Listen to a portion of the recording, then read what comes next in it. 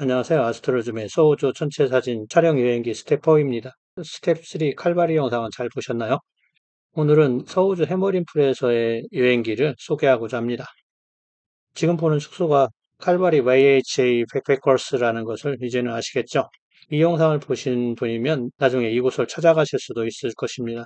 이제 짐을 꾸려서 칼바리를 떠나 해머린풀로 이동하려고 합니다.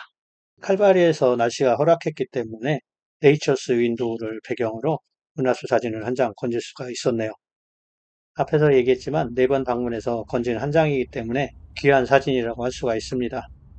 해머린풀로 가는 길에 칼바리 국립공원을 지나가야만 하기 때문에 창밖으로 지밴드가 있는 협곡이 보이네요. 이제는 언제 다시 올지 모른다는 생각에 가슴 깊이 담아둘 풍경이 되어버립니다. 사진을 보니 같이 했던 팀원들도 어떻게 지낸지 궁금하네요. 칼바리 전기를 듬뿍 받았으니 잘 지내겠지요. 정말이지 호주의 광활한 풍경은 좁은 나라에 살면서 답답했던 가슴속을 뻥 뚫리게 하는 화끈한 맛이 있습니다. 지금 이 사진은 해머린풀에서 가까운 버넴의 리틀 라군에서 촬영한 은하수 사진인데 앞으로 보실 은하수라고 생각하시면 됩니다. 은하수의 바다에 빠지게 되실 겁니다.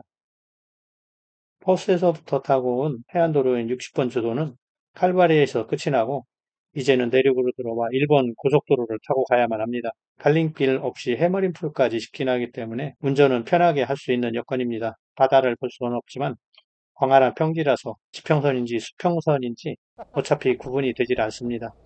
이동거리는 250km 정도로 2시간 넘게 운전하는 것인데 이제는 이 정도는 옆집에 가는 수준이라고 할 수 있습니다. 카나본 이정표가 보이는데 우리는 이 방향으로 가지 않고 해머린풀 갈림길에서 더 남쪽으로 좌회전할 것입니다. 우리가 묵었던 해머린풀 카라반 파악기 얼마 남지 않았습니다. 고속도로를 달리다 보면 길가에 야생화가 피어 있는 것을 종종 보게 됩니다. 나중에 소개할 것이지만 이 미도대에서 7, 8월에 지역마다 야생화 축제를 하는 곳이 적지 않습니다. 사막에 가까운 조건인데 야생화의 생명력을 한번 느껴보시죠. 그래요 그곳에 우리는 같이 갔었지요. 밤하늘엔 은하수가 될 판엔 야심화가 있어 지루하지 않았지요. 우우우 너와 나 우린 모두 은하수만큼 화려해지길 바래요.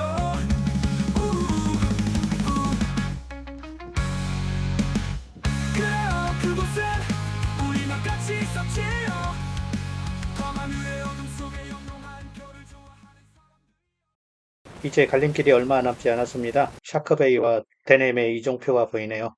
이곳에서는 4차례 모두 다른 곳에 숙소를 정했었는데 오늘은 그중 한 곳을 소개하려는데 바로 해머린풀 캐러반 파크입니다.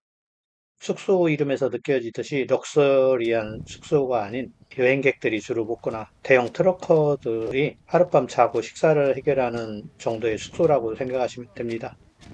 그동안 영상에서 느꼈겠지만 밤하늘을 보는 게 주된 목적인 우리 팀은 잠자리가 중요한 것은 아닙니다.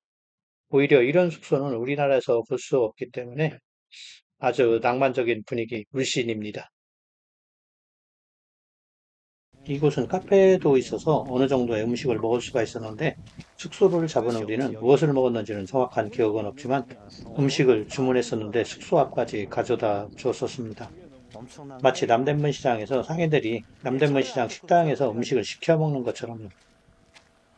그리고 지금까지 묵었던 모든 숙소에는 수영장이 있었는데 수영장의 목적 중 가장 큰 것은 비상시 사용할 물을 담아두기 위한 것이라고 하더라고요. 각자 방에 짐을 풀고 숙소 뒤편에 바다를 보러 가기로 했습니다.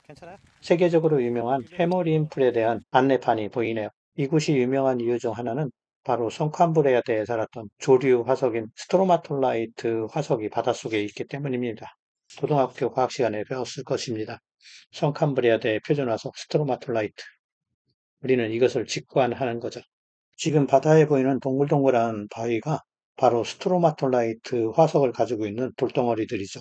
이 돌멩이들은 오랜 시간 퇴적되어 암석화되었는데 이 암석이 층을 이루며 성장하는 과정에서 층 사이에 성캄브리아대에 살았던 남조류가 퇴적물과 같이 암석화되어 있는데 시기가 5억 7천만 년 이전입니다. 엄청난 역사가 이곳에 담겨 있는 것이죠. 이 조류 식물들이 중요한 것은 이들이 광합성을 해서 당시에 이산화탄소로 되어 있던 지구의 대기 조성에 산소를 추가하기 시작했다는 것입니다. 결국 이들이 우리 인간들도 탄생시킨 결과가 되는 것입니다. 트로마톨라이트 화석산지 탐방을 마치고 숙소로 돌아왔습니다. 어둑어둑해졌네요. 숙소 내부는 백패커스와 큰 차이가 없고 우리나라 컨테이너 하우스 같습니다. 역시 베드는 벙커 베드로 되어 있고요. 인도양에서 발생하는 일몰을 보러 갑니다. 태평양도 제대로 못 봤는데 인도양이라니 느낌이 다르네요.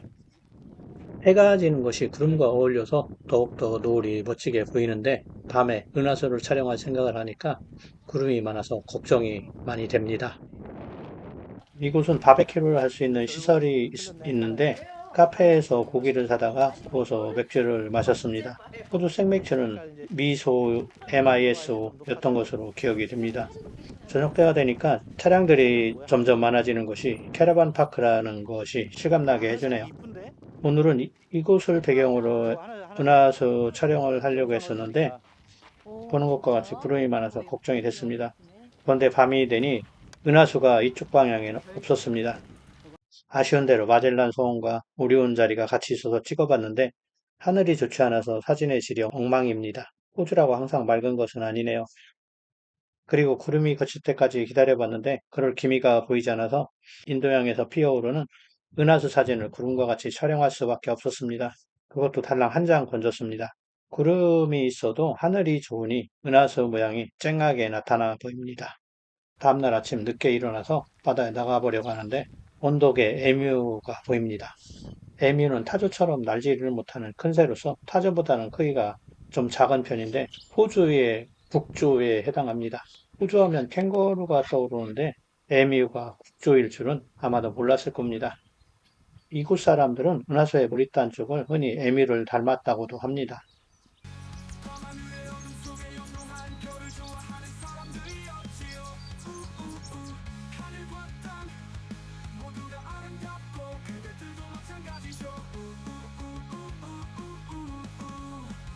아침에 산책을 겸해서 어제 저녁에 갔다 왔던 스트로마톨라이트 산지를 다시 한번 조용히 가봅니다.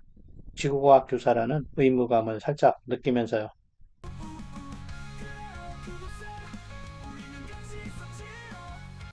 숙소로 돌아와 보니 어젯밤 많았던 차들이 다 떠나고 없네요. 이젠 우리도 떠나야겠습니다. 짐을 챙겨서 이동을 해야겠습니다. 이곳에 처음 왔을 때 영상 중 스트로마톨라이트 산지를 직접 보고 촬영을 할 수 있는 시간을 가질 수가 있었습니다. 귀중한 자연유산이기에 이곳의 관리원들에게 허락을 받고 적절한 비용을 지불하고 물속의 스트로마톨라이트 화석을 촬영할 수가 있었습니다. 화면이 뿌옇게 보이는 것은 카메라의 방수 케이스에 물이 들어갔기 때문이고 스노클링 장비를 이곳에서 대여해서 귀중한 지질학적 유산을 둘러볼 수 있었음에 감사했습니다. 흔치 않은 영상이니까 잠시 보실까요?